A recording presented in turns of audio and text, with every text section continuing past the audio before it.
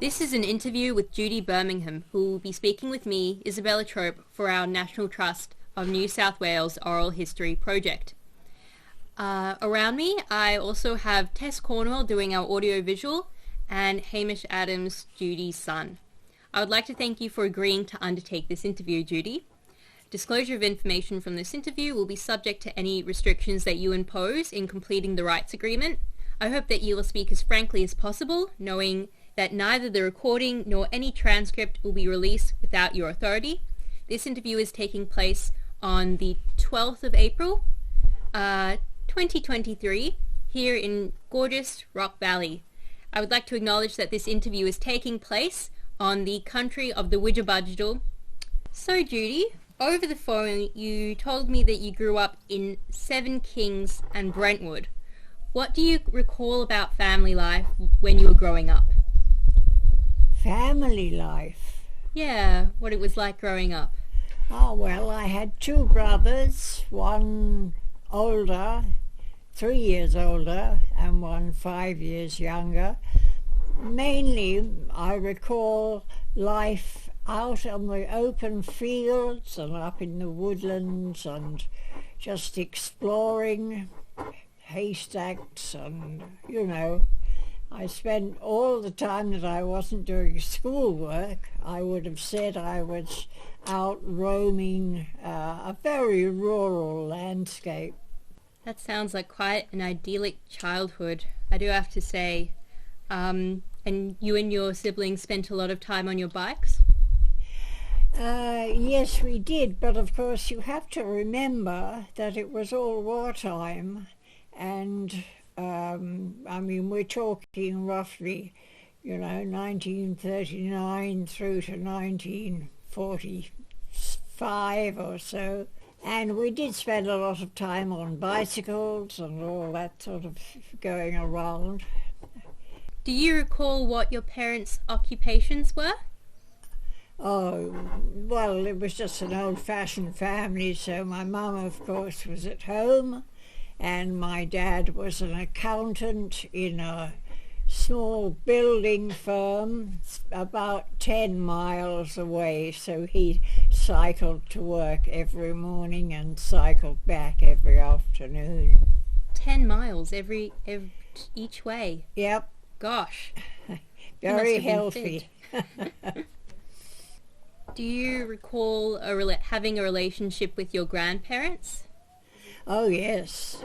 My mother's mother was probably the most significant person in the family. She had grown up owning hotels, pubs, and had only recently retired from one in Brentwood, Essex. She was a very lively person. She'd had, I think, 2 husbands and was going to have another one. She was a very dominant person in the family. What do you remember about your house in Seven Kings or in Brentwood? Well, the house in Seven Kings was very, very much a small suburban bungalow with quite a nice little back garden and a little walled-in corner house where I played. We would have lived there until, 1939, when I would have been 8. So then we moved to Brentwood, of course, which was a much more rural setting on a gravel road with the rural fields and cow pastures and so on coming right up to the back garden. Would you say you feel quite at home in rural settings? Oh, absolutely. Much more than in the urban areas. I was never an urban child. So you spent a lot of your schooling in Brentwood? Yes. Do you recall any teachers who had a particular impact on you during your primary or secondary education? Oh yes, I had good teachers there. I had one Swedish gymnastic teacher, Miss Nordqvist, who was very dominant, and I enjoyed gymnastics and all those sort of areas, athletics and so on. That she was a very important person. She was also a very dominant person, so that was quite helpful. And then there was the English teacher, Miss Vashon Baker, who for whom I used to write imaginative essays and stories and those sort of things. I had good teachers there at Brentwood County High School, and so that my schooling was really excellent bits of schooling interspersed with the odd air raid siren and descent to the air raid shelters and that sort of thing. Oh. So there was an air raid shelter underneath the school? Oh, plenty, yes, several. I mean, you know, every class had its air raid shelter. And of course we had one at home. We had a brick shelter in the back garden. Everyone did. And when the sirens went, you just had to go out to the shelter. But you wouldn't say, despite that you had a very interrupted sort of learning. Quite a good quality education, it sounds like. Yes, it's true. It was definitely dominated by things like air raid sirens and convoys of army trucks going along the main highway on the way to the coast, because we were on the main road to the embarkation point for Europe. And German aeroplanes overhead and air raid sirens and so on. So it's very dominated by the war, but not by any major incidents. Well, that's good to hear. That would have been, I'm sure, quite a scary way to grow up for a lot of people. To ask a bit of a specific question, though maybe this isn't relevant because your family was already in a rural setting, have you heard of Project Piper, and were you in any way involved in this? This was when they moved children out from more urban areas into the countryside. Maybe you had a friend who was involved, who came out to the evacuation? Yeah. Oh, yes, everyone was getting evacuated from towns to the country. At one point I was evacuated early in the war, before anyone really knew what we were all doing, down to one of my mother's relatives in Colchester. And that was quite fun, I must confess, because Colchester's a bit more rural. Wivenhoe next to Colchester, and another point we were evacuated down to Dartmoor, and that was also pretty exciting. Yeah, we all moved, and I went at one stage to live near Torquay at a place called Birmingham with my grandmother and my two brothers. During those early years of 1939 and I suppose it was all 1939 probably, we moved around a great deal, mainly from one relative to another, according to who was more living in a more rural area, until finally in late 1940 I think we moved to the rural outskirts of Brentwood, Essex, which was very rural, and that's where we stayed. So would it be fair to say that your move to Brentwood was probably impacted by the war and this constant moving around? desire maybe to be in one place? Oh, it was totally dominated by the war, yes. Ah.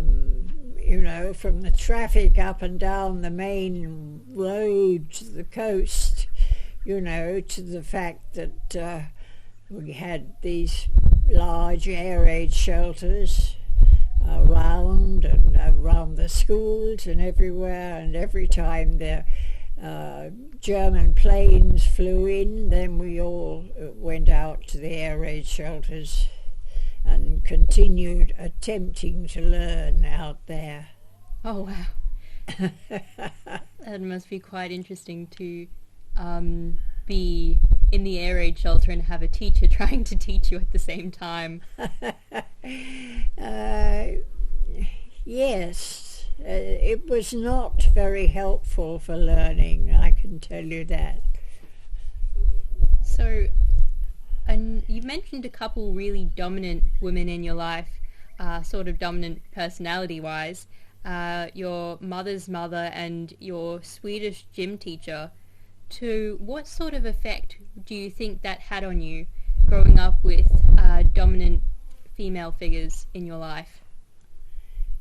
Oh, I don't think it had any particular effect. I mean, there were a few dominant males around as well, but it was all such a time so full of disjointed activities and so on. There wasn't really any time for anyone to have a lot of influence. So how was your family involved in World War II beyond having to move around a bit? Maybe one of your family members enlisted? Well, my father was an ARP warden, so that every night he had to go down to the end of the road to the warden's post there, and I think that pleased him quite a lot. My mother simply stayed at home and looked after us all. And my brothers, my elder brother, of course, was still too young to be involved in the war. So we weren't, in some ways, we were not active in the war, but it certainly impacted on us. So to move a bit forward in time, where did you go to university? When? Where? Where? Oh, well, I was determined not to go locally. Brentwood was about 20 miles from London, and everybody else, of course, went to London University. But I wanted to do something a bit more exciting, and so I went to St Andrews University in Scotland. And I never regretted it. I had a tremendous time there and met some wonderful people, one of whom, in fact, has only just died, and that was someone called Fay Weldon, who was quite a well-known novelist in Britain. A close friend of mine during that time at St Andrews. Oh, that's lovely. Do you have any memories of Fay Weldon? Any funny stories, perhaps?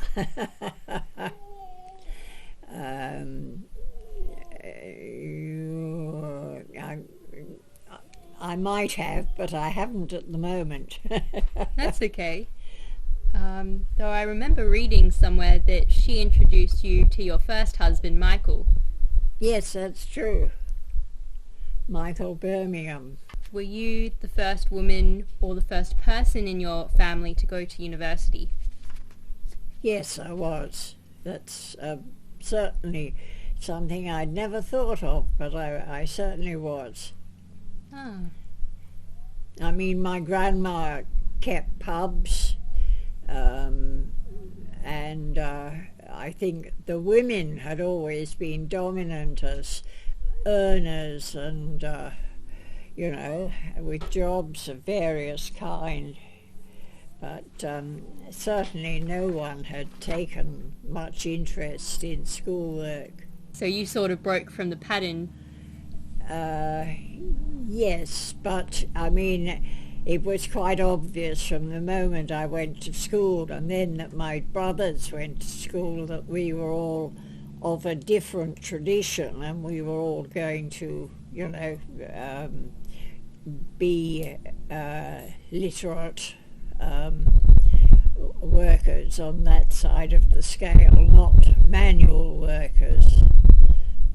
Something I previously read you talking about was your dig in Old Paphos with T.B. Mitford. Oh, yes. Yes, that's right, I did. That's where I got introduced to archaeology.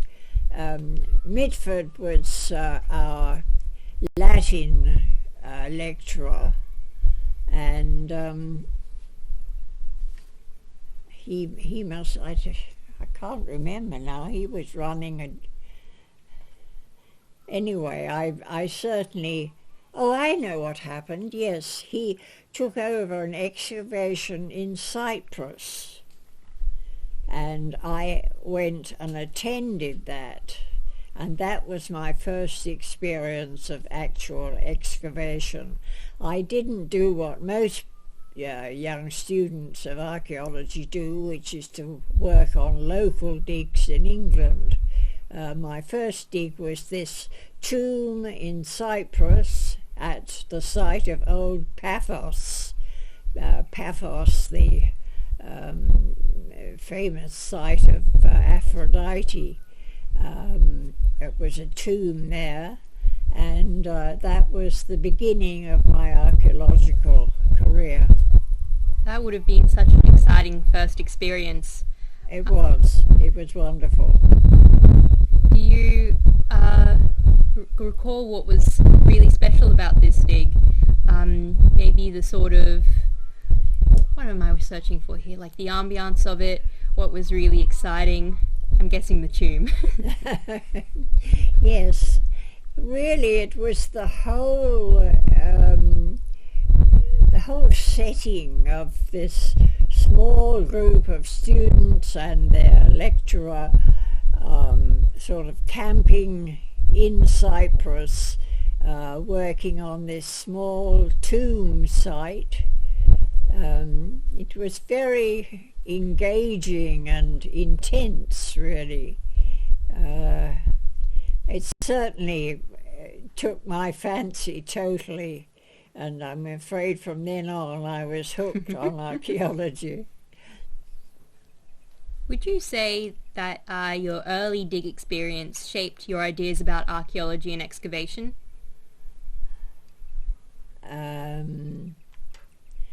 Yes, I would. Well, I mean, once you've started doing excavation and you know what it is you're trying to achieve, you naturally start working out ways in your head of what is the best way to do it, and including the best way to record what you're doing. And from then on, it's a sort of joint process of doing the work and working out the methodology. I really resonate with that, having first learnt the theory and then having gone on an archaeological dig myself. So in 1959, you completed your Masters of Arts in Archaeology at the Institute of Archaeology at UCL London. Yes. You studied under some of the greats of archaeology, Max Mallowan, of course, with Agatha Christie as well. Yes, that's right. Gordon Childs, Kathleen Kenyon and Mortimer Wheeler, just reading out that list because I'm so inspired by it. Yeah, Mortimer Wheeler, he was there, yes. Yeah. Oh, it was a wonderful place. I mean, apart from the fact that it was, the Institute was in the middle of Regent's Park, I think it's Regent's Park, and it was a beautiful place to be and work. And there was Wheeler and Max Mallowan. Yes, Mortimer Wheeler was emerging as a dominant figure there. You've previously mentioned him having a sort of reputation, a certain reputation, I believe was the phrasing you used in one of your other interviews. Perhaps you could speak a bit to his reputation or any memories you have of Wheeler? Of Wheeler. Well, Wheeler was involved, of course, in Roman Britain, and I was not. I was involved in the Near East, Mesopotamia and those areas, so I didn't really come across him a great deal, although at one point I think I did go on one of his excavations in Britain because it was a bit difficult to get practical experience overseas at that stage, so I went on a Roman dig in Britain. Was that your Verulamium dig? I believe the site was called? Verulamium? Yes, Verulamium, St Albans, in Essex, not far from where I lived, in fact, so that was handy. A very famous Roman site in Britain. That would have been quite the place to learn. Yes, and I mean, classical archaeology was always the place to learn because it was so organised. I mean, the Romans and so on did everything in a pretty matter-of-fact sort of way, so that unravelling it could be done in a pretty orderly fashion. So it was a good basic background. Of course, because they had all their neat street plans, didn't they? Yeah. The Romans. You also went excavating with Kathleen Kenyon in Israel. Do you have any special memories of her? No. She was she wasn't as easy to sort of associate with as Mortimer Wheeler. And I never got to know Kathleen Kenyon very well, and I didn't work long on her palace. This was in Jerusalem, I think, I was excavating. Yeah, she was quite a big force in Jerusalem at the time, finding, was it King David's palace? Yes, it was a big excavation, no doubt about that, and she herself was a very dominant figure in archaeological excavation.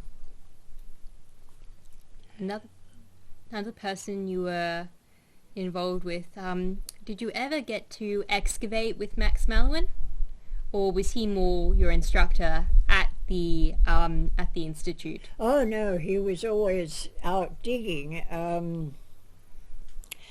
but he was more involved in Iraq and Mesopotamian excavation, whereas I was more trending towards late classical. I mean, I had a degree in Greek and Roman history and those sort of areas, so I tended to move towards excavation of late Roman and classical settlements during my training. Do you have any memories of meeting Agatha Christie, his wife? Got to ask about Agatha. Yes, I have one dominant memory. Fascinating. Let's see. Yes, my professor at the time was Max Mallowan, who was actually married to Agatha Christie. And one day he suggested a lunch at the Athenaeum, at the one of those quite well-known London clubs, and that's right, because the secretary of the Sydney classical department had come over to London to look for staff. And she had come to the Institute of Archaeology and had met Max Mallowan. And so, in fact, we all had a lunch together in London. And so there, sitting round the table, were a couple of people from Sydney University who'd come over to find some talent, and the secretary of the Sydney University Archaeology Department, and then Max Mallowan himself, who was teaching at the Institute of Archaeology where I was, and at the other end of the table was Agatha Christie, sitting rather dominantly and very silent. And so we were all sitting chatting round the table and so on. And that's when Max asked whether I would like to go to Sydney on getting my qualifications. And Agatha sat at the other end of the table, absolutely silent and upright, very dominant and very silent. I'll never forget her. She dominated that table without saying a word. Quite an imposing figure. Yeah, absolutely. You described you sort of initially being involved with more classical Greek Roman sort of situations like Paphos, but you also described yourself as later being more Mesopotamian like Mallowan. Is there a point at which that shift happened into Iraq, Iran, Turkey, that sort of interest?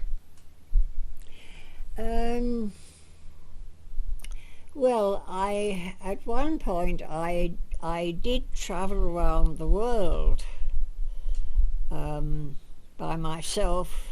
Wow. And especially concentrating on the Middle East, and I went to Turkey and all those areas, and the Mediterranean and Egypt and so on, so that I was already moving into that sphere in terms of my general interest, while I was still at the Institute of Archaeology. Was there a particular reason you ended up travelling to the Middle East? Well, I suppose it started with Cyprus, because that's where, when doing classics, I had become involved in the excavation of Cyprus, which was at that point part of the teaching in classics. So it sort of blossomed out from Cyprus into Turkey and Syria, Egypt and so on. So sort of on a geographical basis. Yeah. That makes sense. We understand now that you came to Sydney Archaeology, Sydney Uni, because of that meeting with at the club with some of the people from Sydney Uni. And then you eventually came to Sydney on the SS Himalaya. And you started out as an Iron Age specialist at Sydney Uni. So my question from there was, what attracted you to developing the field of historical archaeology in Australia after having spent so much time in ancient history? Well, it was based on a simple belief that you can't do archaeology if you haven't actually practiced it, if you haven't done some excavation. So it just seemed that we had to find a way of doing local excavation in Australia. I mean, and this was related simply to teaching archaeology at Sydney. We needed to find a way of doing some practical work. So the first site that I became involved in was in fact this pottery site called Wyberlena. And I took my students there, and we did excavation there near up in the Hunter. Irrawang? Any chance it was called Irrawang? Yes, the pottery site? And that was Irrawang. And of course the university was as furious about it as everyone else was, because in those days doing local Australian stuff was considered very lower class. You know, you had to go overseas to Mesopotamia or Anatolia or whatever, and that was what, you know, smart people did. And at least that's how I interpreted it. And it was definitely considered no-go to do local excavation in Australia when I came out here. I mean, I had been brought up, I had been doing adult education archaeology for years with, you know, while I was doing my degree and all that. It was just normal for people to be involved in their local area, their local history and their local archaeology. And I couldn't see any reason why they shouldn't do that here. So that's how we started with Wyberlena. Is it fair to say that you think archaeology students should learn both ancient history and contemporary historical archaeology in their degree? Like any ancient history student, any archaeology student should also learn some historical archaeology. Yeah. Well, should do historical archaeology, that's the point. Not learn it exactly, you know, but, you know, it's like learning rock climbing without actually climbing a rock. So... That's fair enough.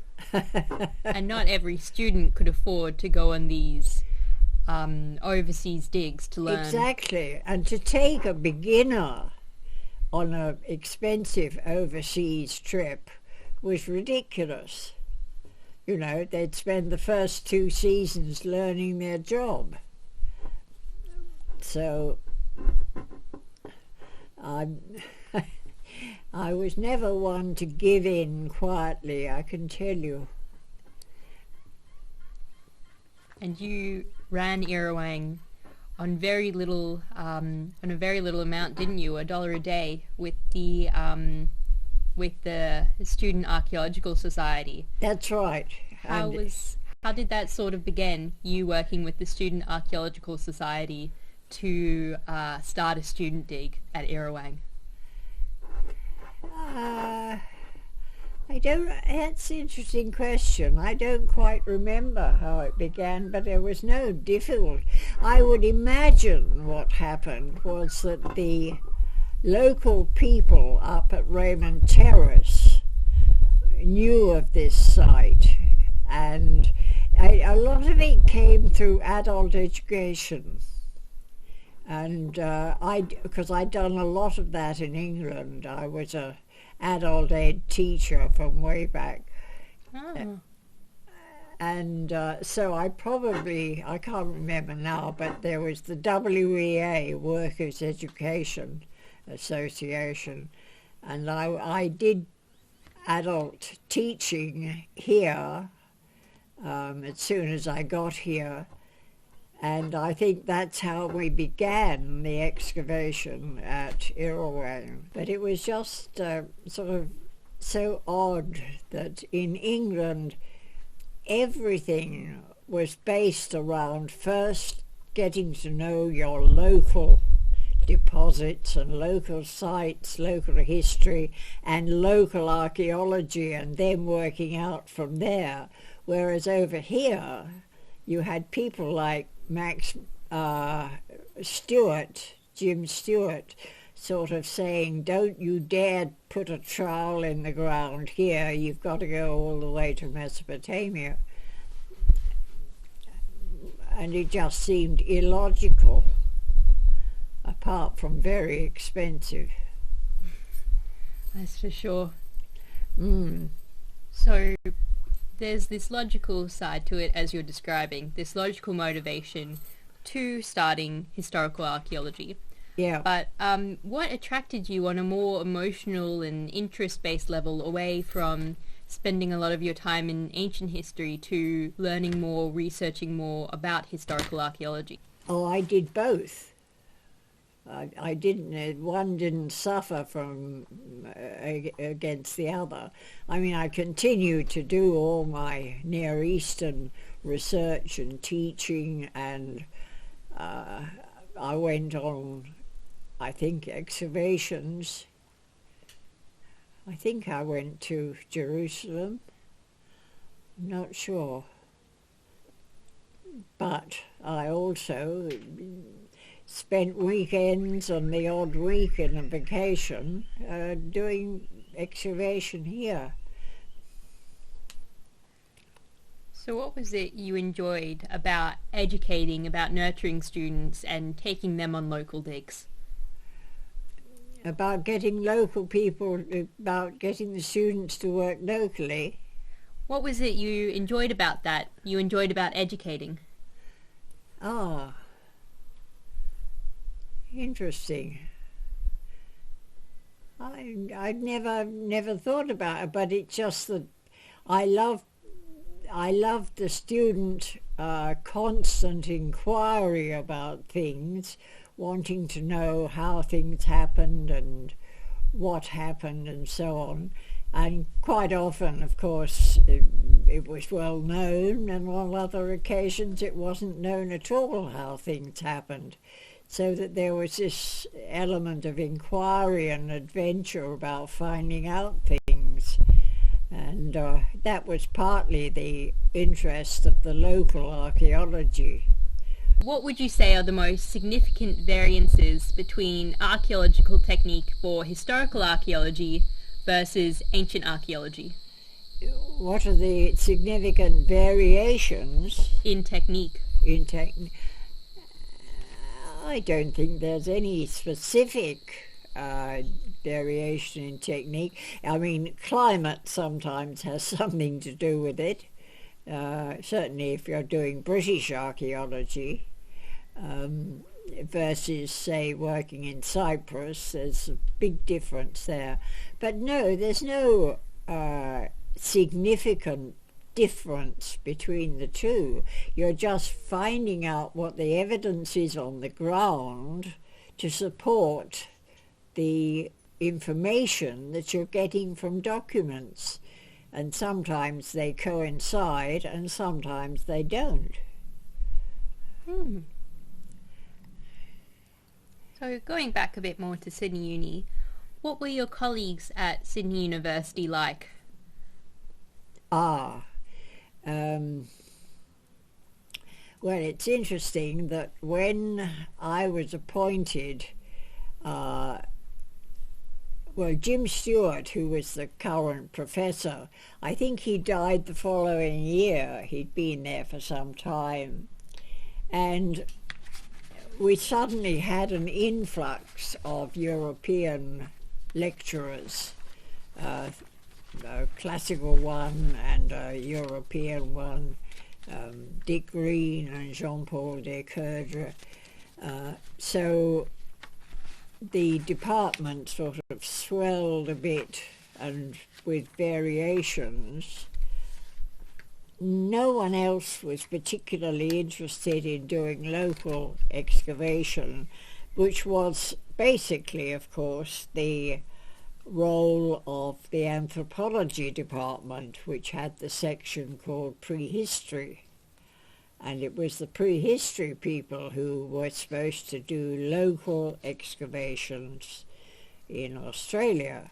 But, I mean, they excavated caves, stone tools, campsites, you know, not the beginnings of industry in with the first they didn't do the first European settlement.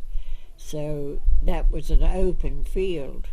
You talked a bit about your colleagues at Sydney University, one of which was Jim Stewart, who would drag you up to his Mount Pleasant estate.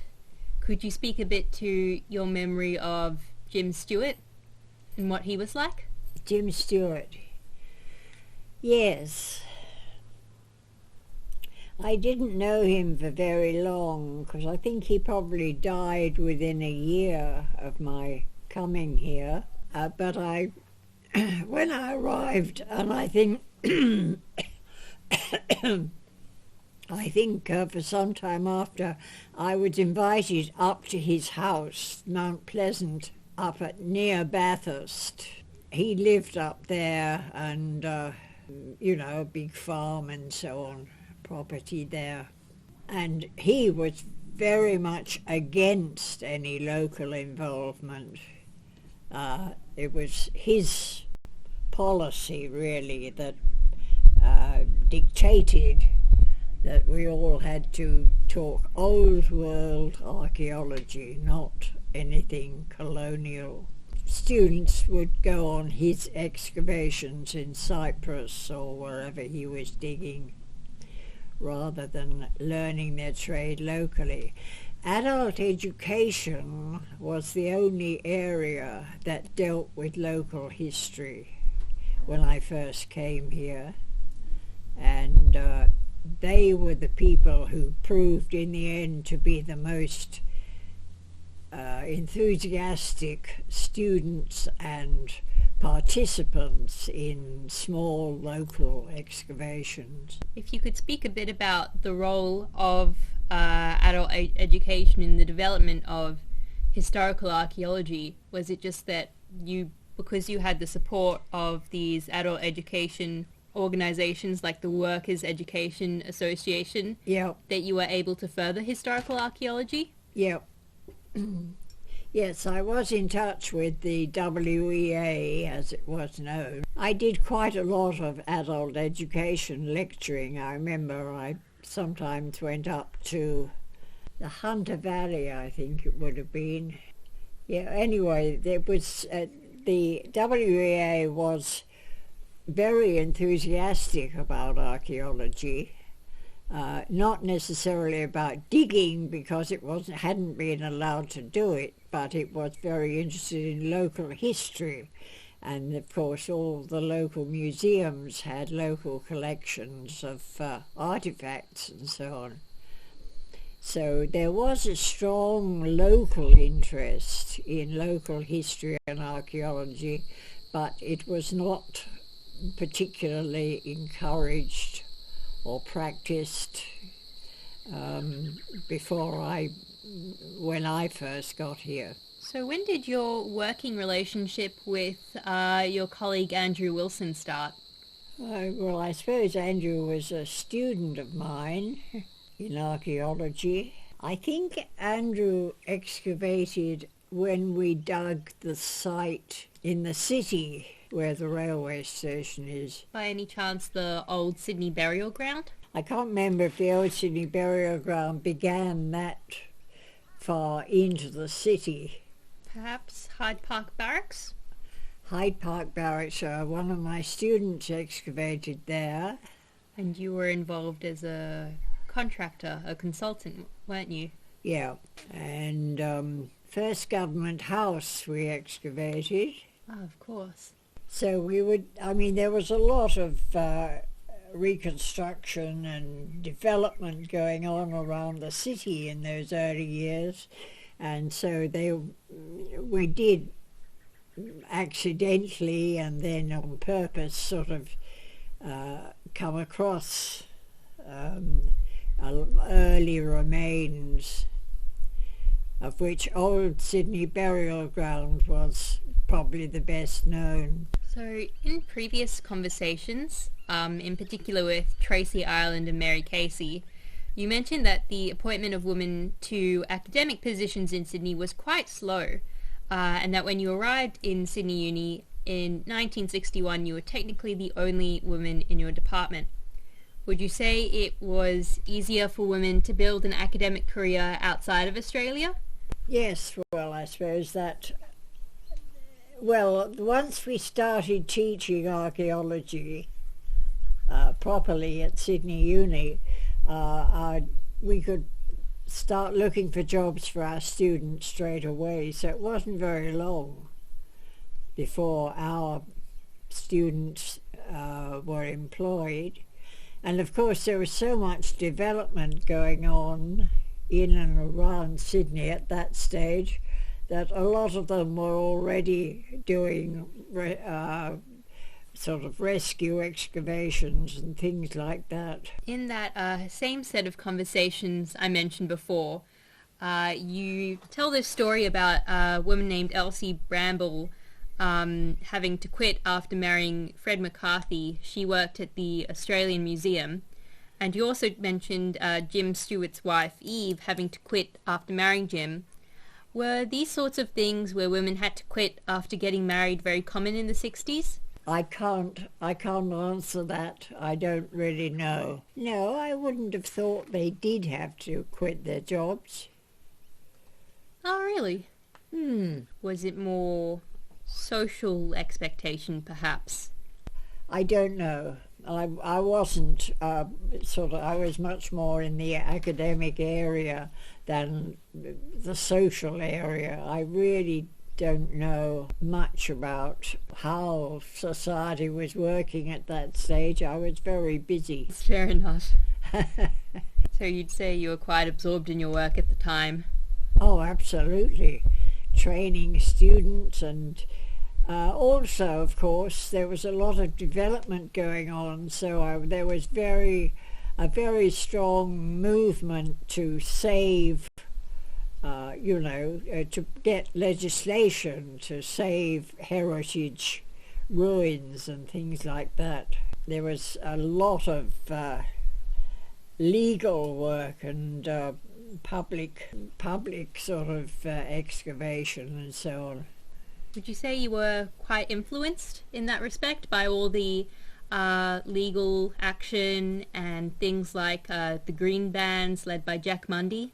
Oh, we had our own movements. I wasn't... Really? I wasn't influenced much by others. We were concerned with ruins and buildings. I don't know if you remember when Old Sydney Burial Ground was under the town hall. Do you remember that? Don't have too much on that, but next time we take a break I can go through my notes. Yeah. And we can talk a bit about Old Sydney Burial Ground. Yeah, that's right. Because that sort of being central in Sydney, that created a lot of interest and probably woke people up to the idea of rescue excavation. And then also we need to look at the history of heritage legislation, because there hadn't been much before. So, the first laws to prevent heritage destruction, that sort of thing, was all happening round about the 1970s and 80s. Yeah, exactly, with the national estate as well, under the Whitlam government. Yeah. I mean, it's quite critical to... I can't do the research anymore, but it is critical to line up that the legislation and the public movements and so on with what was actually happening. Starting generally, how did travel shape you, do you feel? How did travel shape me? Yes, exactly. I would have put it the other way. How did I shape my travel? Oh. I mean, the fact that I was determined to go to a university as far away from my hometown as I could was sort of symptomatic, really, of the fact that I wanted to get out and about and, well, as I say, I went to a university as far away from home as I could, which was St Andrews in Scotland, which was a lovely university, I have to say, absolutely splendid, and a wonderful place on the east coast of Scotland, just north of Dundee. What do you remember about the buildings at St Andrews? I suppose I remember the cathedral. That would be a big one. But otherwise the university buildings would all have been built, in the, I suppose, early 19th century. I don't know. I can't help you. That's all right. Perhaps you could speak a bit to how your experiences in 1963 shaped you. You went on kind of a bit of a tour. You went to, all in one year, Iran, Iraq, southwestern Turkey, Jerusalem. You did an ethnography in Zagora on pottery, and you also went to Egypt. I just was determined to travel. One of the places I particularly wanted to go to was Turkey, Anatolia. And I did go there, and I went to one or two key archaeological sites that were being excavated at the time. And then, of course, I went to Jerusalem, as you say. I suppose I really was anxious to go to a number of those Middle Eastern sites that I'd been working on, at university. And I went to Cyprus too, I think, at that time. I've got my passport for those years, so we can find out where I went. That'll be a lovely thing to look at. If you have any, in particular, moments or stories that kind of come back to you now when you think about your time overseas? Any special memories? Any special people? Yes, from my late years at school onwards, I'd been involved and interested in the Near East and the archaeological history and so on.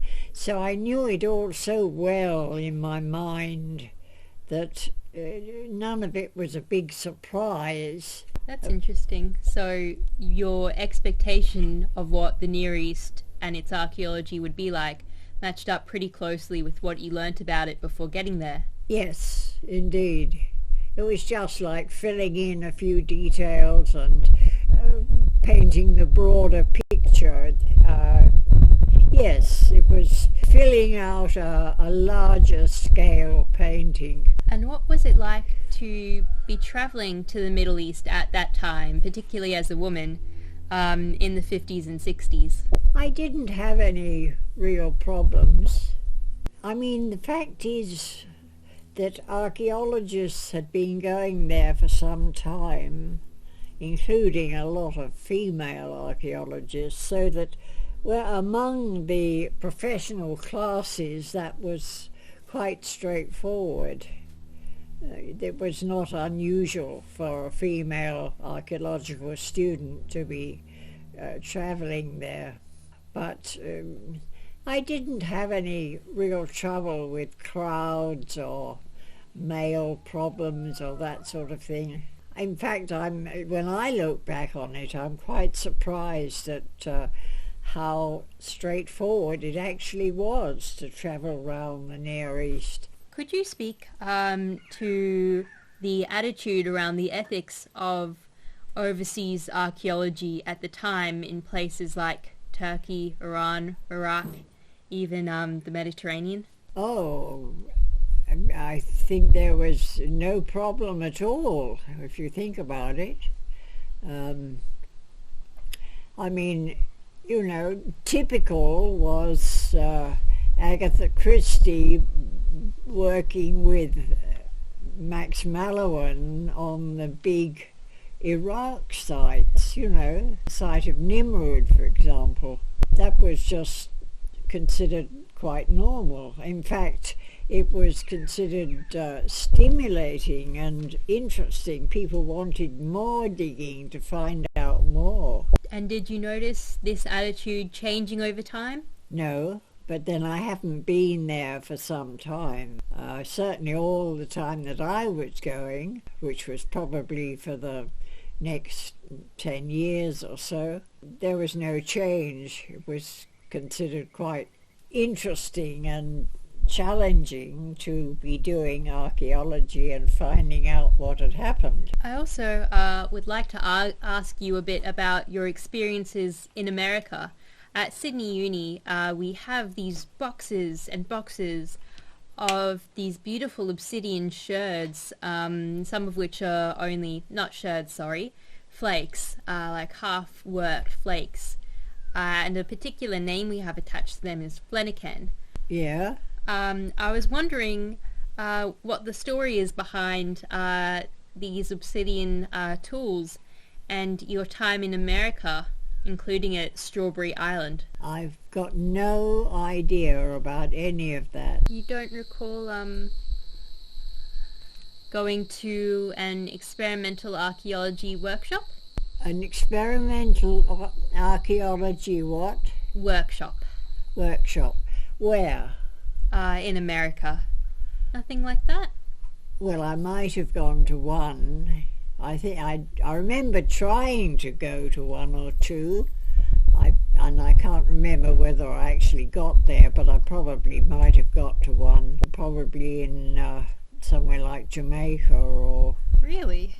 But I didn't have many contacts with America, and I didn't spend much time there. That's interesting, given how connected the field of historical archaeology in Australia is to the development of historical archaeology in America. They're similar, you say? Yeah, and they're kind of connected in a way.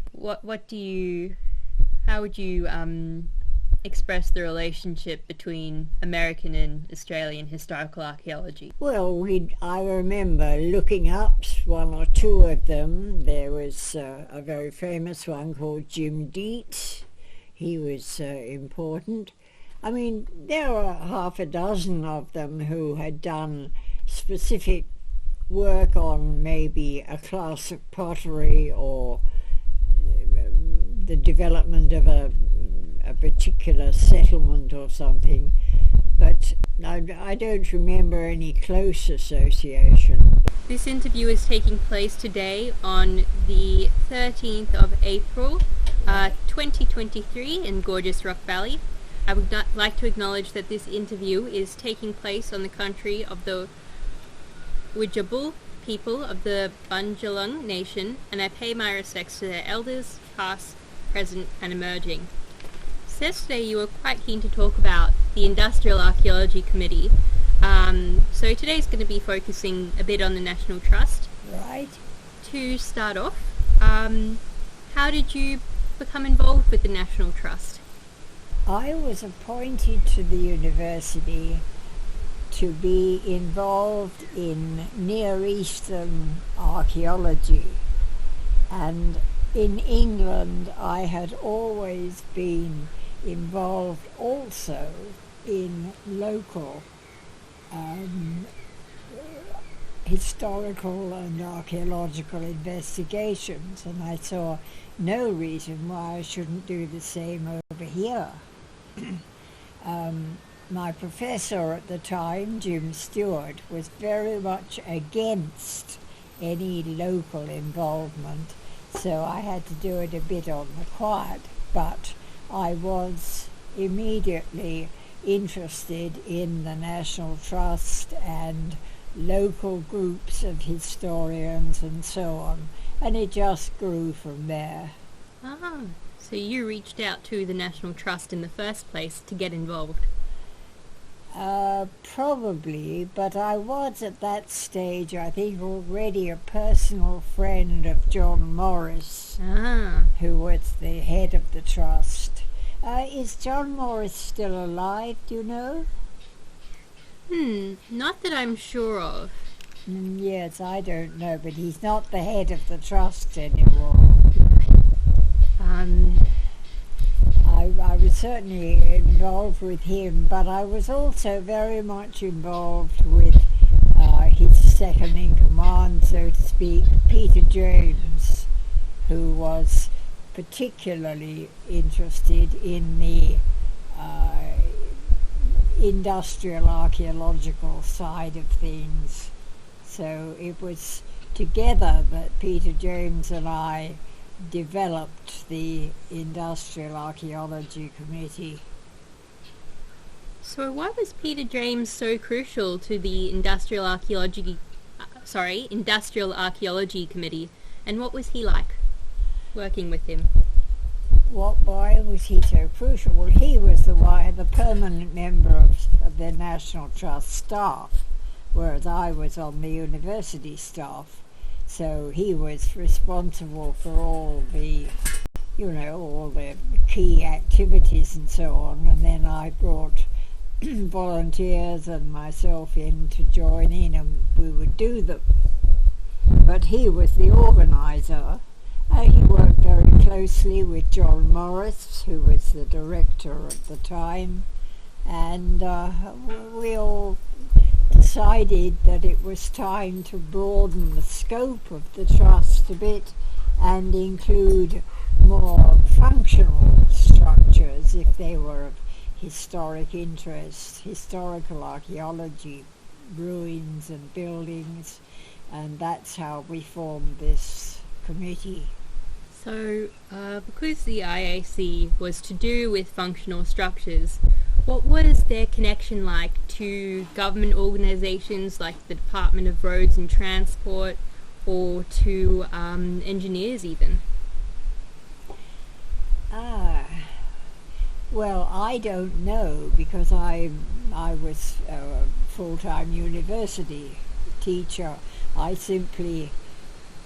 wasn't even the chair, I don't think, of that committee. I think it was Peter James, I think, who organised everything. He was very competent, and so in some ways I simply did what he suggested, and we discussed things and so on. But he was the life force of the Industrial Archaeology Committee. The life force? The life force. Life force. Yes. So what was your relationship with him like?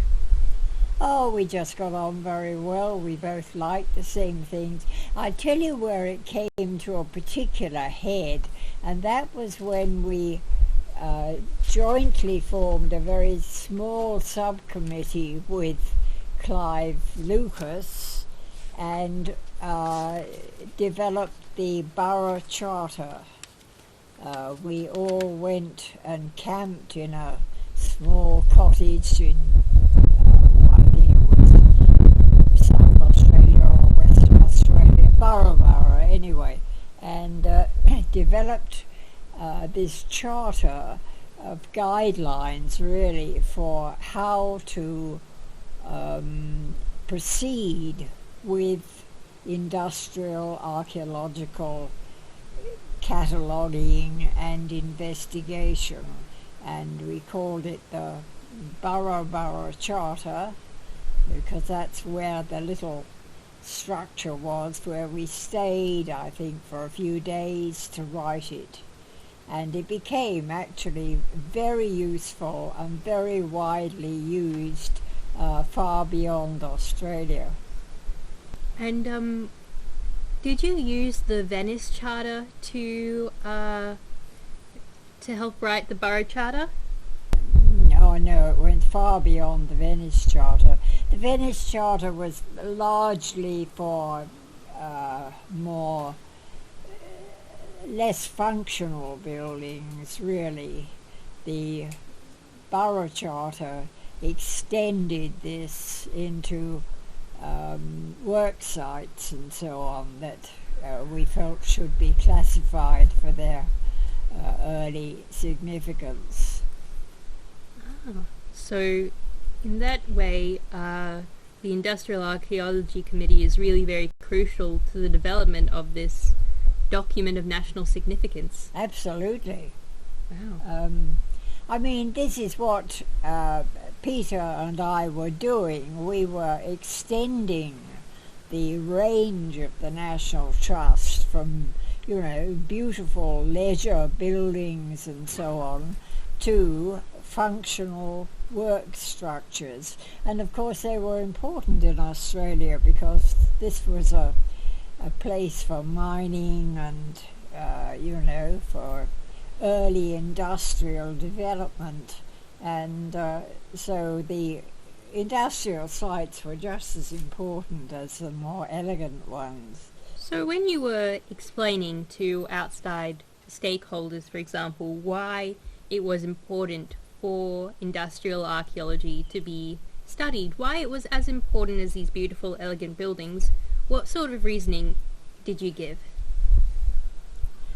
Well, I don't know that we tended to reason it, but I mean the obvious example was the site that I developed as part of the university's historical archaeology program, and that was this site of, it's Irrawang, isn't it? The pottery site. In the Hunter? Yeah, beyond Newcastle. Yeah, near Raymond Terrace. Yes, that's right, Raymond Terrace. And the site, I think it was, oh God, my memory is just shocking.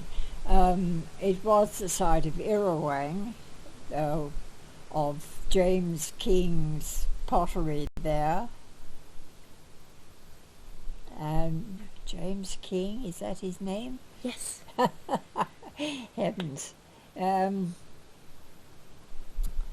And so I used to take my students there in for a week's excavation in holidays and so on. And the locals joined in sometimes. Well, we can talk a bit more about Irrawang if you like. It seems that all these different parts of your life, the Industrial Archaeology Committee, the Burra Charter, and your development of historical archaeology at Sydney University via Irrawang, they're all interconnected. Yeah, absolutely.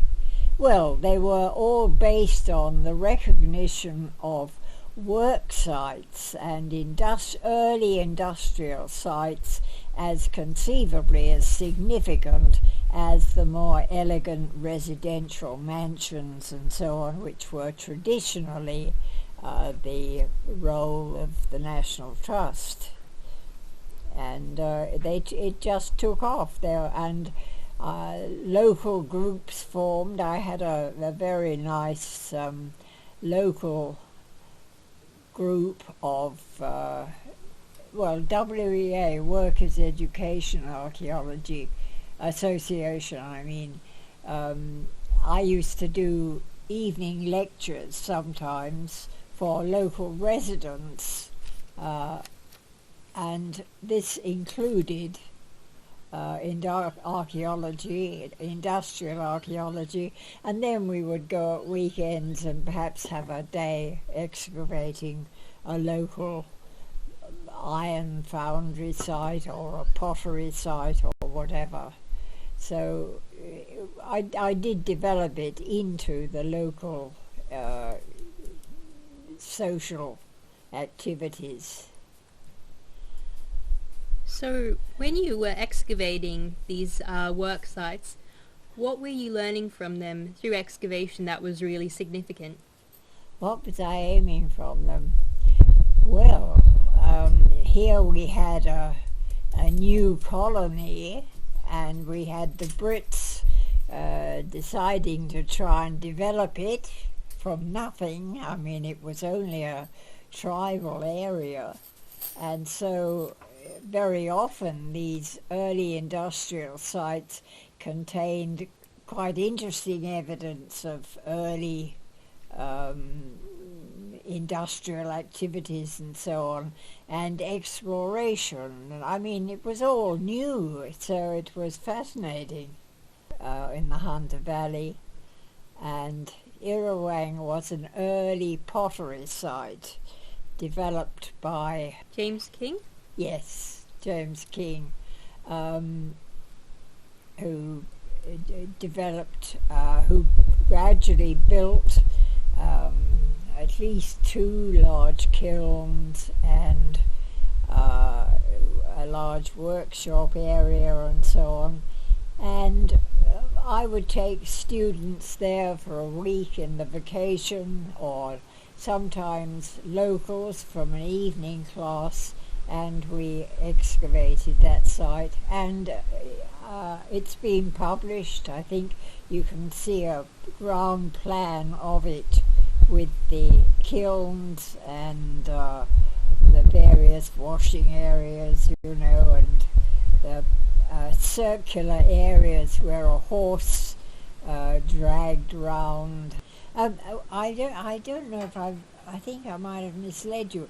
Waivalena is a site in Tasmania, which we also went on to excavate, which was where the last of the Tasmanian Aborigines were settled.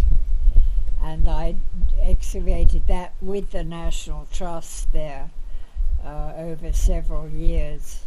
So you said you had both students and students from the Workers' Education Association up there.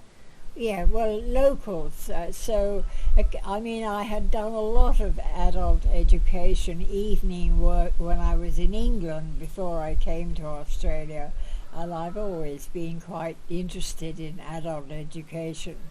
So I did some evening classes there in Raymond Terrace, and developed I think it was WEA, Workers' Education Association.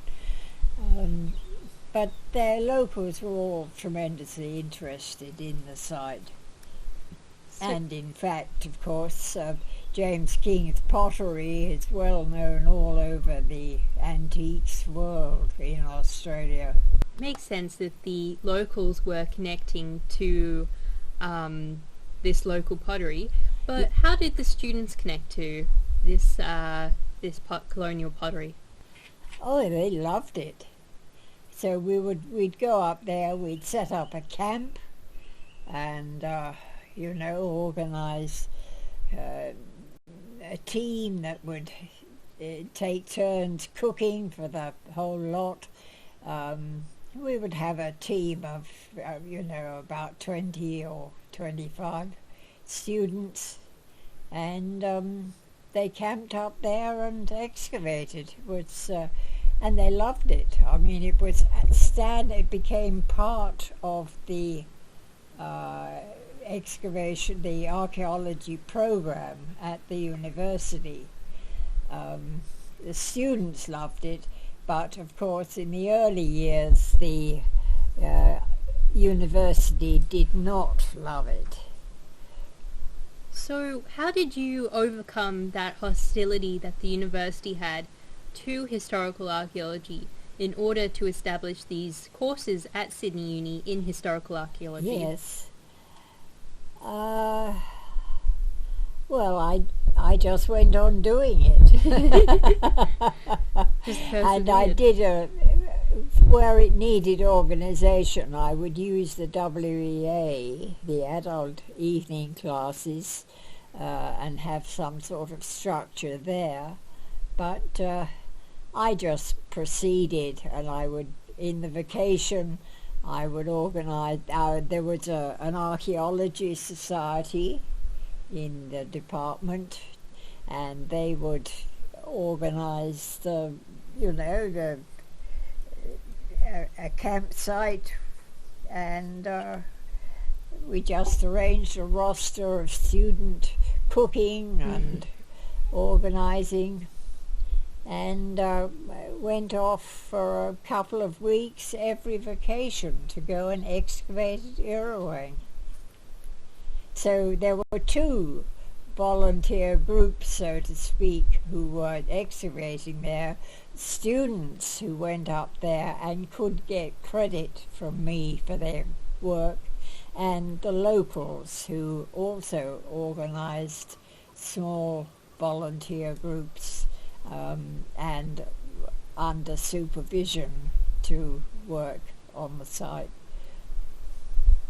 So it sounds like this had quite a special atmosphere, both for the locals helping out and for the Sydney students. Oh, definitely. It was quite important, and in fact its knowledge of it and what was going on spread all over Australia. It did become quite well known, and you see, up to that point, excavation on Aboriginal sites was only done by prehistory departments, anthropology departments, who were looking for stone tools and things like that, and organisation of Aboriginal society.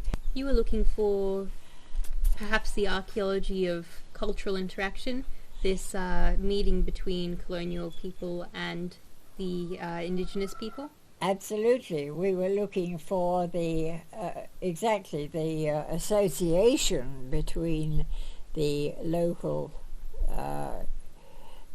and inhabitants and the new incoming colonists.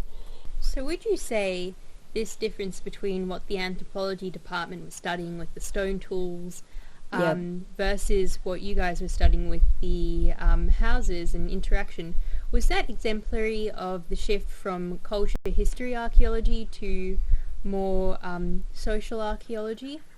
Culture history being, for our listeners, the sort of focus on typologies and finding different types of stone tools and looking at the development of technology in a very... Yeah, that was the prehistorian attitude at that stage, certainly.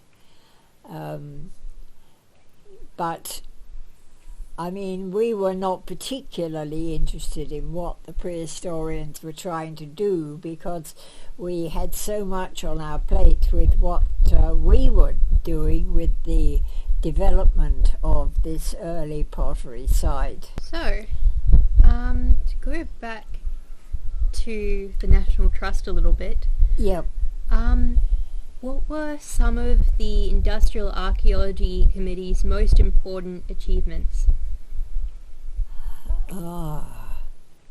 Well, there's one absolutely outstanding one, and that is the Burra Charter. The Industrial Archaeology Committee under Peter James formed this small workshop. I don't quite know. It was to do with the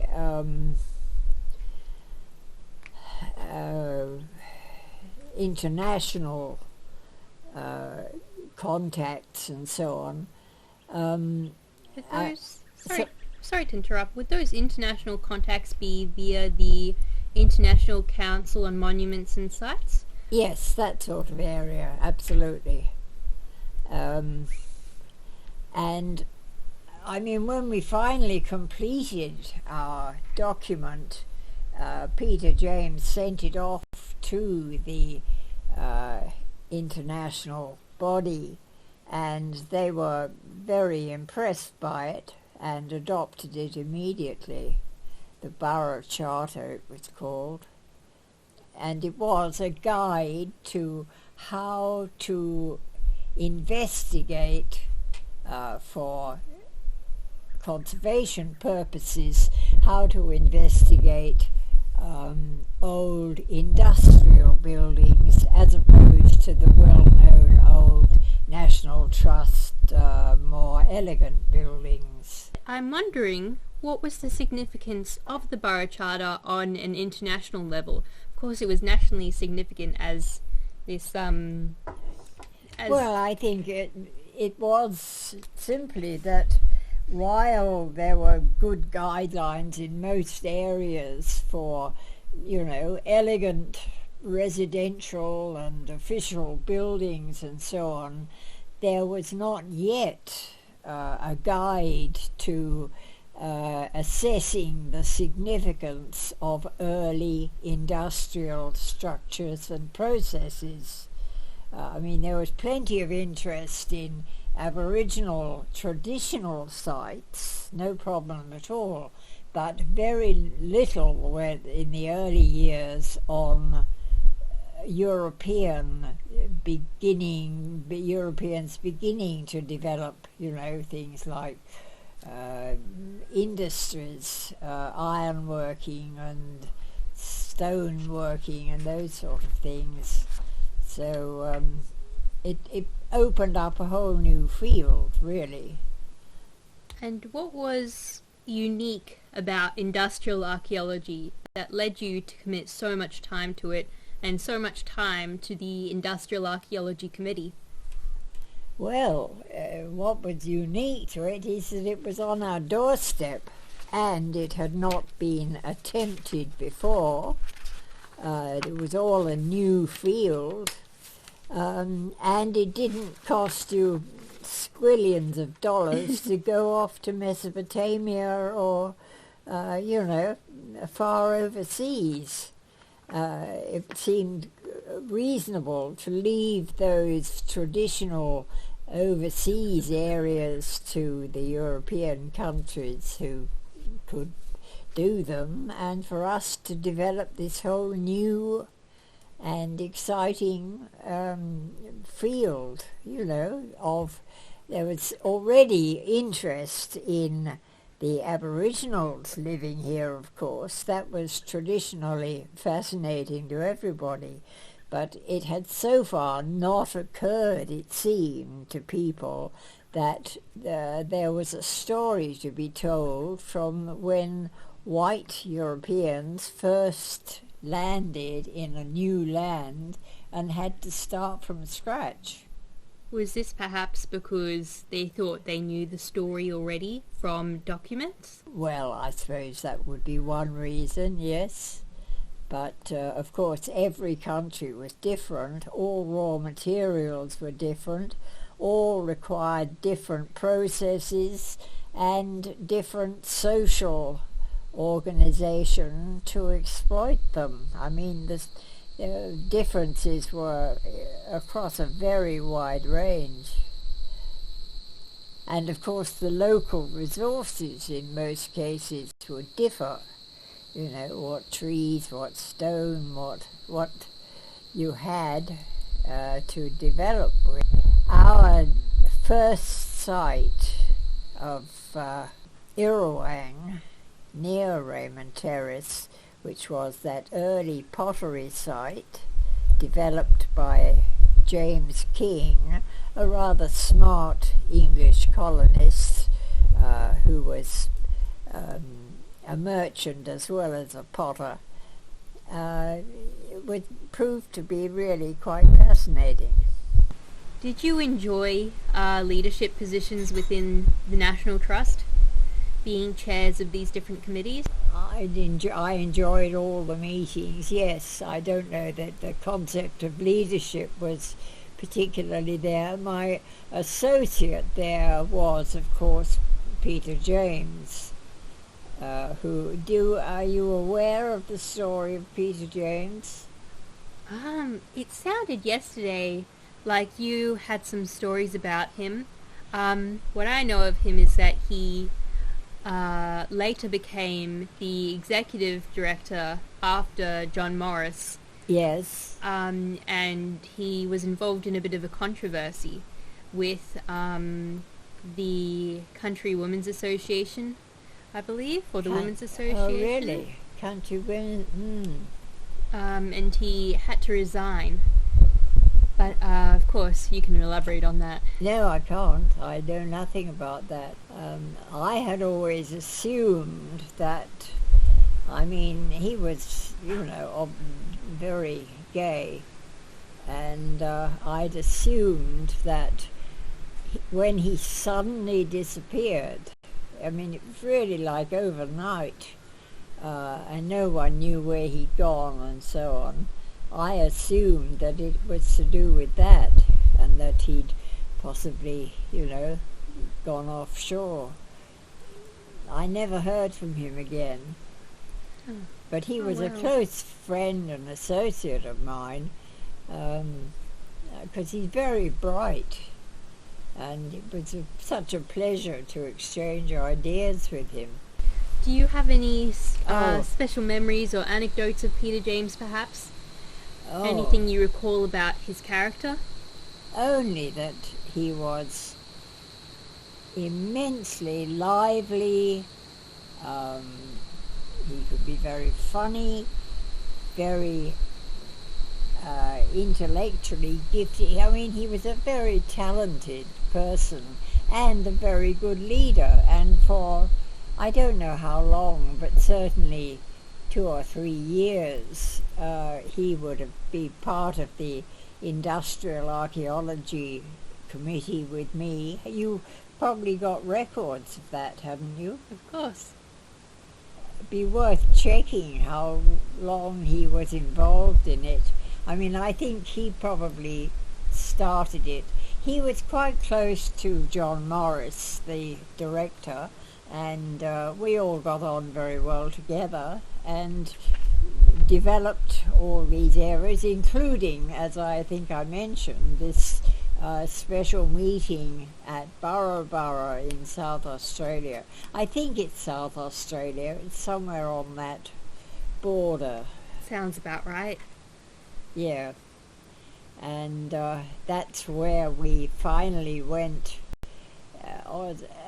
in an international context. It was associated with ICOMOS, and we drafted this document, which we finally called the Burra Charter, which applied rules and guidance for how to classify old industrial sites. I mean, there were plenty of guidance manuals for residential, hotel sites and those sort of things, but this was specifically for old industrial sites of historical importance.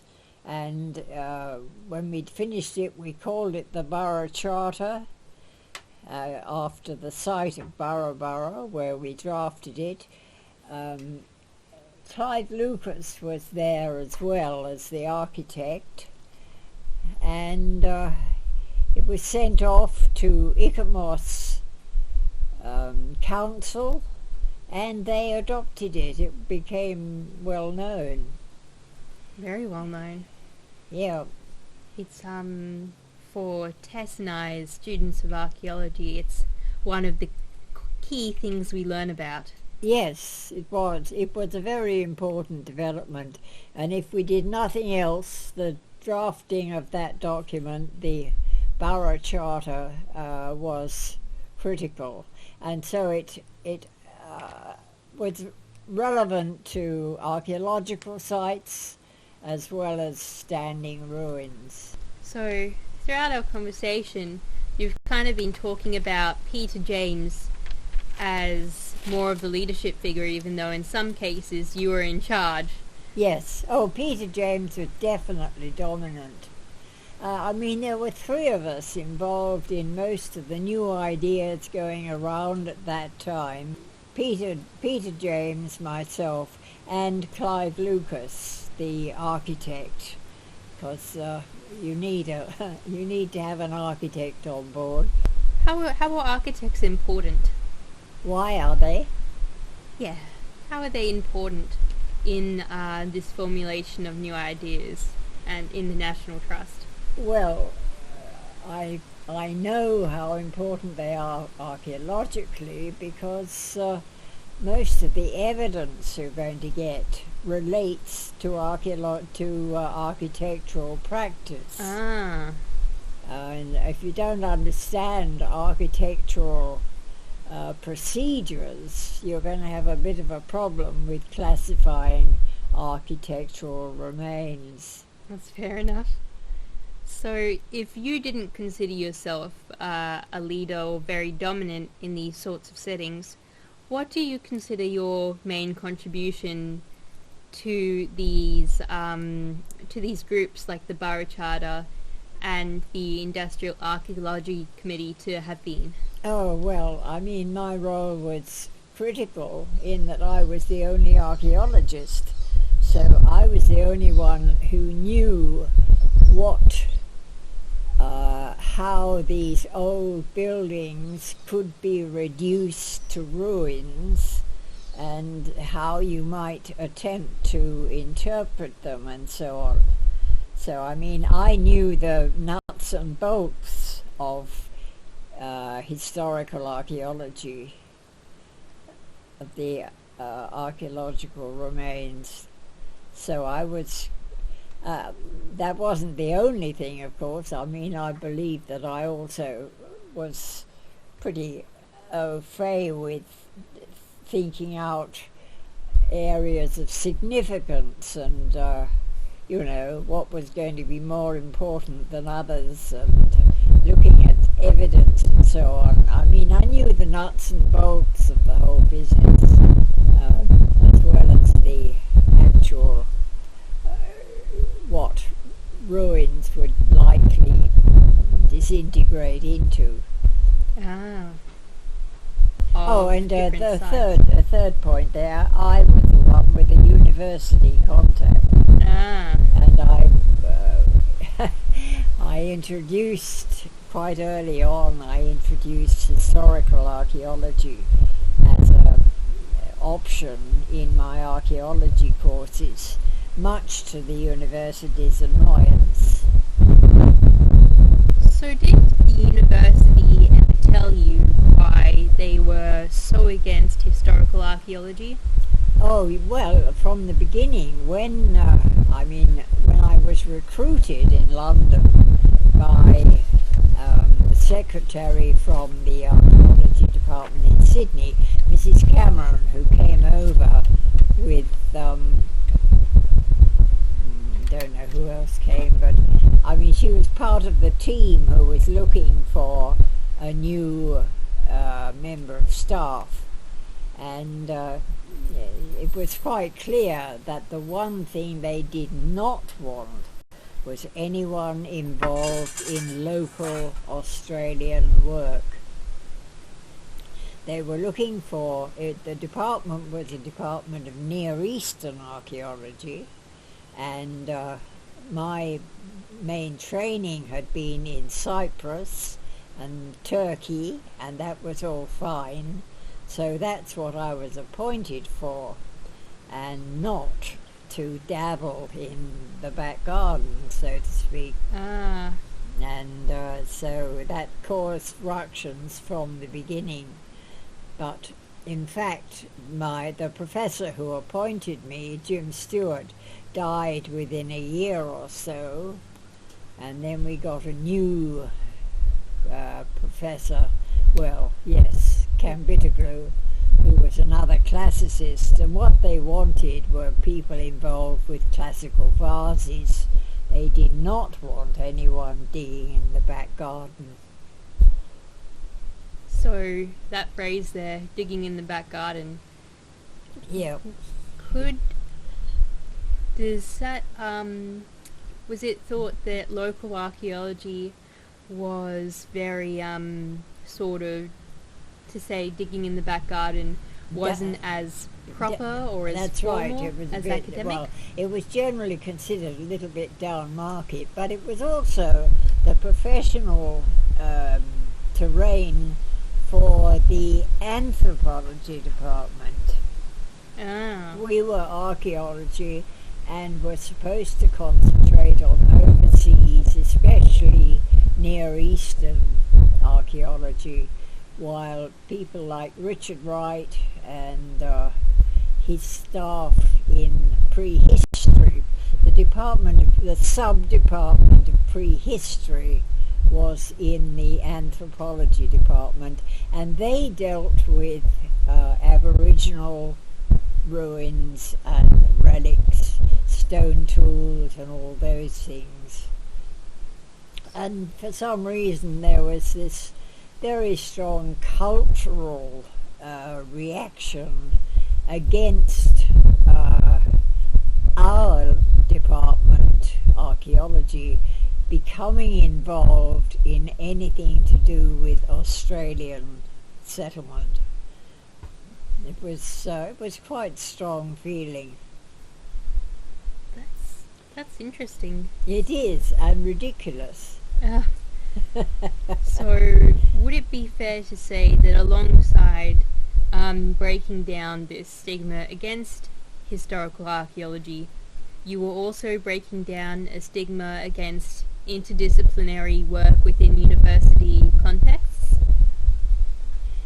Well, historical archaeology didn't begin then, remember? I mean, that's what the term we then applied to this questionable area of dabbling in local European involvement with Aboriginal archaeology.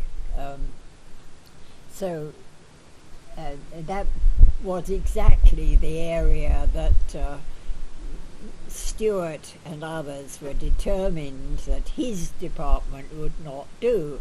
It was going to deal with sarcophagi and pyramids and classical tombs and Greek and Roman vases and so on, and nothing so grotty as local bits of imitation pottery, you know. So that was there from the moment I stepped ashore in Sydney. Oh. And so what can these grotty bits of, as you called them, grotty bits of pottery tell us about the development of colonisation in Australia and colonial industry? Ah, that's an interesting point. Well, of course, the settlement was done by means of farms and estates set out gradually. The spread of European technology, in the course of which the European settlers frequently came in touch with local Aboriginal small settlements or groups or whatever, you know. I mean, nothing was going to pretend that the Aborigines were not there, and also that they were not developing European habits and so on. So, I mean, the evidence was going to be there whether or not we looked for it. So you've had a very long relationship with the National Trust. What do you think is the National Trust's enduring value? Oh, that's a big one. Well, just the long-term survival of its aims, I think, to ensure the conservation of interesting and important historical monuments.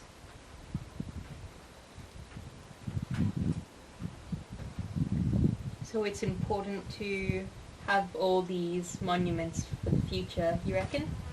Yes, and then associated with that, of course, is public education in their value. And why is public education so important in your measure? Well, I just think that people like to be interested in something, and here is a whole treasury of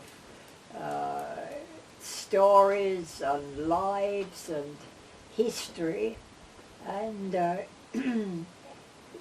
so it's our it's obviously in our interest to retain them and their history and stories and let people share them and enjoy them.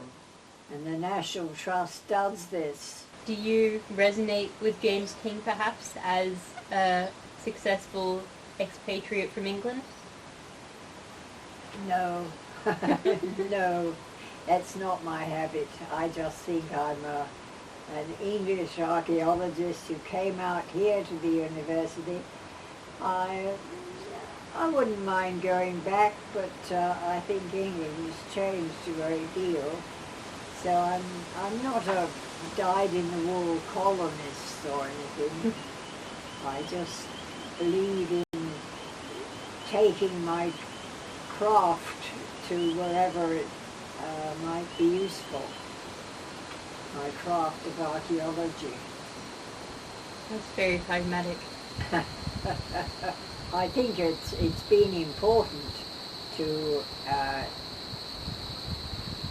establish historical archaeology here in Australia, and as I know it mostly in New South Wales, because there are a lot of fascinating archaeological situations that are still waiting to be explored, relating to interactions between colonists and locals. And that's really part of all of our stories living here in New South Wales. Absolutely. And it seems to me that there's a lot more work needs to be done in establishing some of the patterns of interaction that took place and getting the records clear. You know, I mean, not just the Brits coming in and banging on the locals, but what interactions happened and discovery of resources and local knowledge. All those sort of stories seem to me to be very important and relevant. You say there's lots more work to be done in this field. What advice would you give to people currently working in this field right now?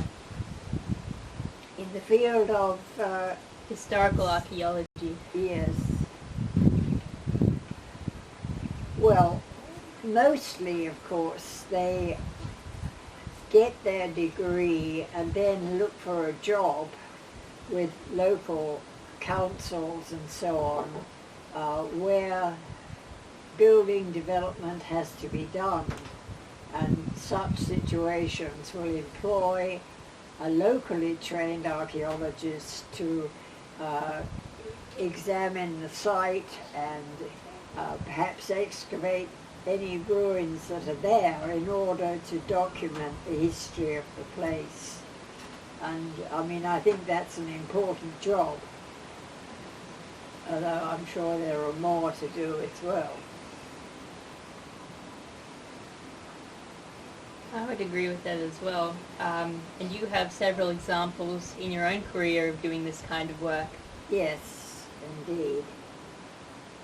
And certainly lots of my students have worked in urban redevelopment and have had teams of student archaeologists working on building sites where they're going to demolish existing buildings and then start again. I mean, they need proper archaeological investigation to check out what was there originally.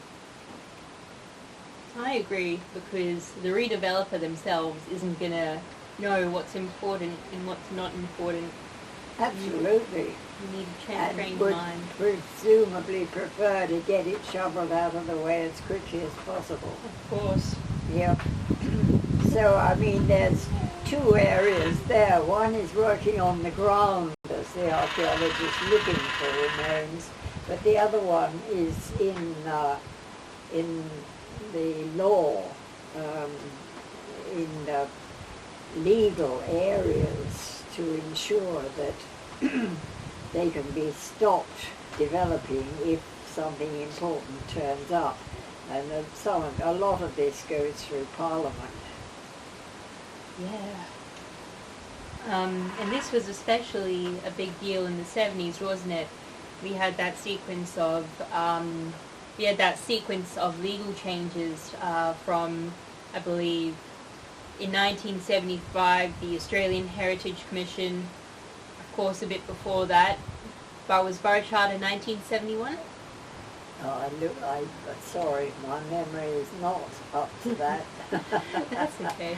But it's always been critical to follow the legal developments and court cases and building programs. I mean, you've got to be right on top of this stuff, or before you know where you are, they'll have excavated the remains of old Government House and dug it out and thrown it away. Oh, goodness. So following that train of thought, what would you say is the role of advocacy and lobby groups for heritage?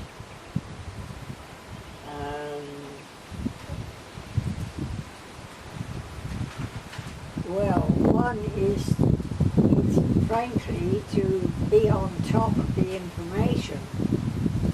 I mean, you've got to know, you've got to keep your eyes open for plans to redevelop areas, and then you've got to do historical research to check out what might have been there.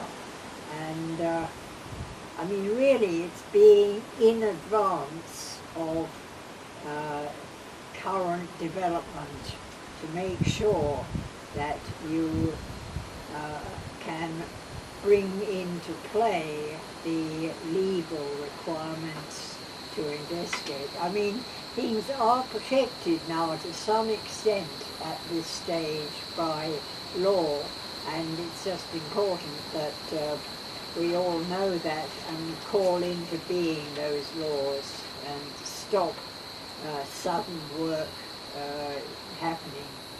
Absolutely. So to go back to the National Trust, for one last question on our National Trust section, how did the National Trust change over time while you were working with it? Well, while I was working with it, I was always working with Peter James. And Peter James was highly efficient and got a lot of things done. So it constantly developed and improved. So it was a story of improvement and perhaps a broadening of perspective within the National Trust from when you started versus when you finished up working with them? Do you happen to remember when I ceased to work with them? I do have that here. So,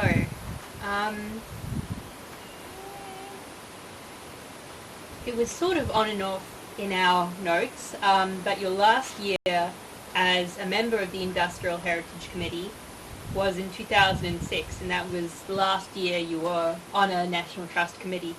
Right, 2006. So that must have been when Peter James left the Trust. Did the Trust change significantly after he left? Well, yes. I mean, all his energy disappeared, so nothing much happened. I certainly didn't become involved anymore. That's fair enough.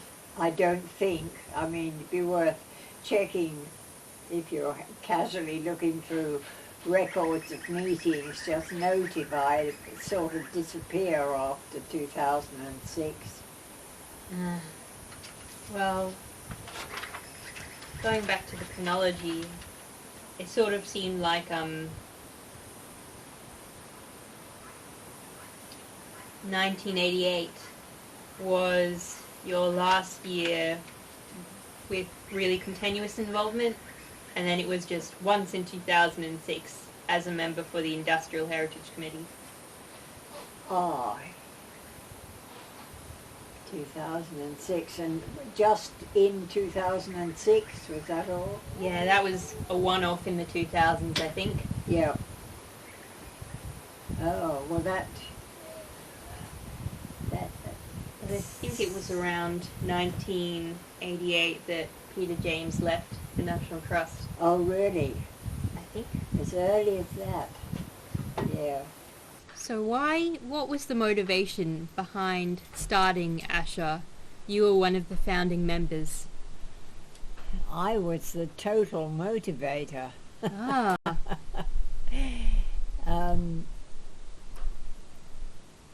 When did it start? Have you got the date? I do.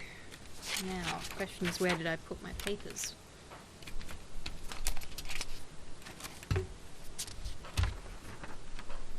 So ASHA began in 1969. Oh, really? As early as that? Yes, I got here in 1960, and it was drilled into me from the beginning that, the whole department was involved with the Near East, and that was it. And nothing else. Nothing else, exactly. Unfortunately, those sort of words tend to have a bad effect on me. The whole development of archaeology has always been that it starts with your local area. That's where the evidence is. How are you going to do work when you've never seen the evidence? And that's how it was done in London, England, after all, where you were from. Yes, that's right. There were always local groups doing local work, and it was just seen natural. The fact is, you couldn't dig your garden without digging something up, so it was essential that people were aware. And what did you enjoy about working within ASHA? We certainly produced the journal, and we did occasionally have ASHA meetings with lectures and things like that.